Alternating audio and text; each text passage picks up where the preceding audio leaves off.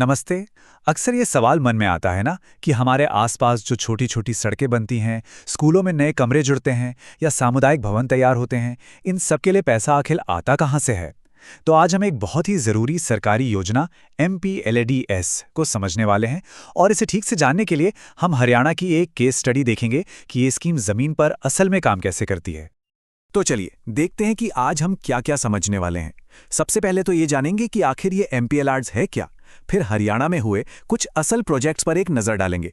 इसके बाद ये समझेंगे कि इसका पैसा अलग अलग समुदायों तक कैसे पहुंचता है और आखिर में इस बात पर गौर करेंगे कि इस योजना को और बेहतर कैसे बनाया जा सकता है।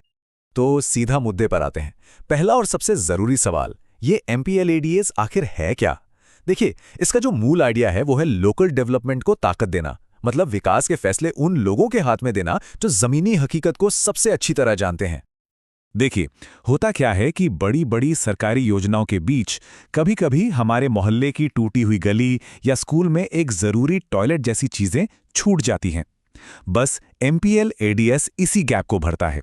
ये सांसदों को एक सीधा रास्ता देता है जिससे वो अपने इलाके की इन छोटी-छोटी मगर बेहद ज़रूरी चीज़ों के लिए सीधे फंड की सिफारिश कर सकें। इस स्कीम का सफ़र भी बड़ा दिलचस्प है। सोचिए, 1993 में जब ये शुरू हुई थी तो हर सांसद को मिलते थे सिर्फ 5 लाख रुपए।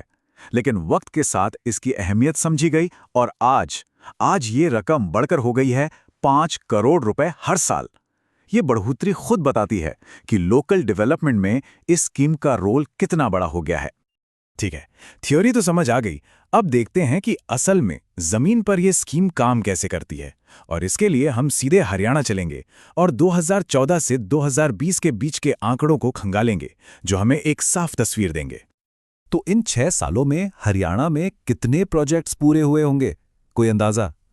ये आंकड़ा है 4853। जी हां, 4853। ये सिर्फ एक नंबर नहीं है, ये 4853 छोटे बड़े बदलाव हैं जो लोगों की जिंदगी में आए। लेकिन कहानी में एक और एंगल भी है। ये चार्ट देखिए, बड़ा मजेदार है। ये दिखाता है कि आइडिया से हकीकत तक का सफर हमेशा सीधा नहीं होता। सिफारिश तो हुई थी करीब 6000 कामों की, लेकिन मंजूरी मिली सिर्फ 5222 को और असल में पूरे हुए 4853।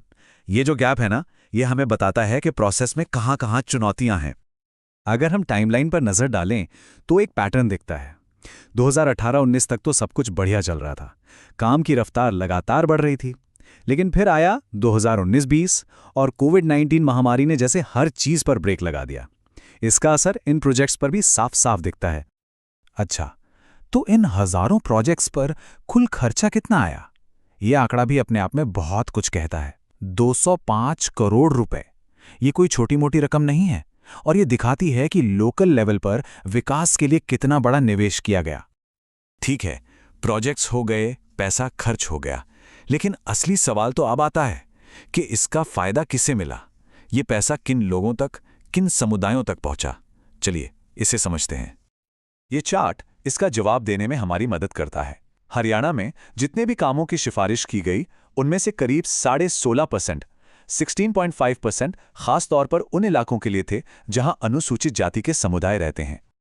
और यहां यह जानना जरूरी है कि MPLADS की गाइडलाइंस में यह साफ लिखा है कि कम से कम 15% पैसा SC आबादी वाले इलाकों में लगना ही चाहिए। और अगर हरियाणा के आंकड़े देखें तो औसतन 16.5% कामों की सिफारिश हुई, जो कि तय लक्ष्य से थोड़ा बेहतर ही है।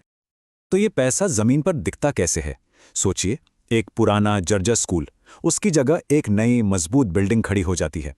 या फिर स्कूलों में लड़कियों के लिए अलग से साफ सुथरे टॉयलेट बनते हैं जिससे उनकी पढ़ाई बीच में ना छूटे।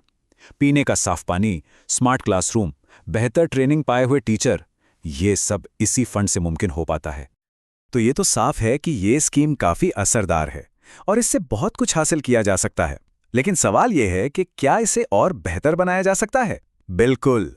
और रिसर्च का सबसे जरूरी हिस्सा यही है कि आगे का रास्ता क्या हो। तो रिसर्च कुछ बड़े ही काम के सुझाव देता है।